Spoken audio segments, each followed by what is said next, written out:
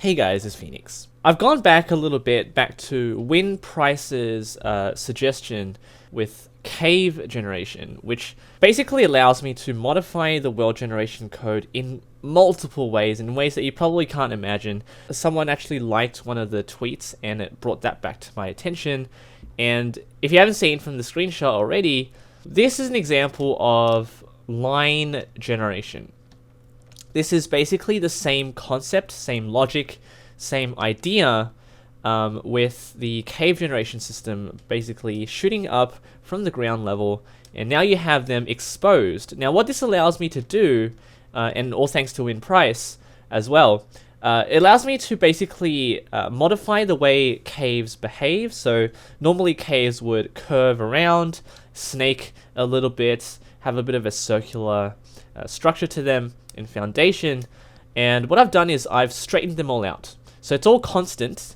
I basically removed the equation that randomly selects a number. It's RNG, and I removed that factor, which basically allows me to make it all constant like this. So it's basically a line world generation. Now this is also very interesting because you still have the biomes being spawned in.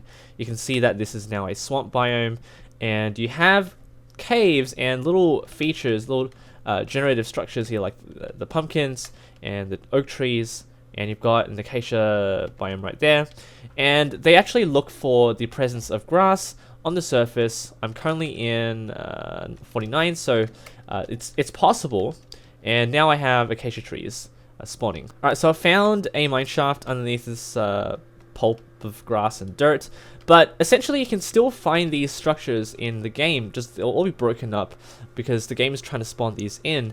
These include strongholds, mineshafts, ocean monuments, and villages, which I'm actually going to show you guys an example of a village. But here you go, this is one example of what I can do. Now, I'm going to close out of this game.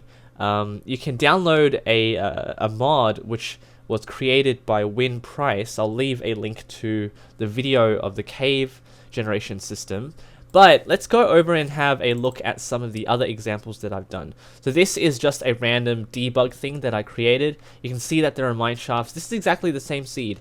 Mine shafts are trying to be spawned underneath spawn, but here we have just a huge mess of stuff. And the interesting part about this is you can also find little bulbs, like they're not even lines, because what's really happening is these lines are being compressed in such a manner where these lines are actually going to become circles. So these will all be placed randomly around the area, but because there's no grass here, you can actually see a whole bunch of mine shafts which aren't being interrupted in any way. Now obviously we've got grass now because I've changed the code, so it's going to try and spawn grass, so you can actually have them connecting. So here is an example. Let's close out of this one, and I made one out of lava. I think this is the one. Hopefully it is. And there we have it. So I've got lava. Actually, they're penetrating right through the village. And again, here's one of those examples of a bulb basically spawned in the middle because of the collision effect of all of these lines.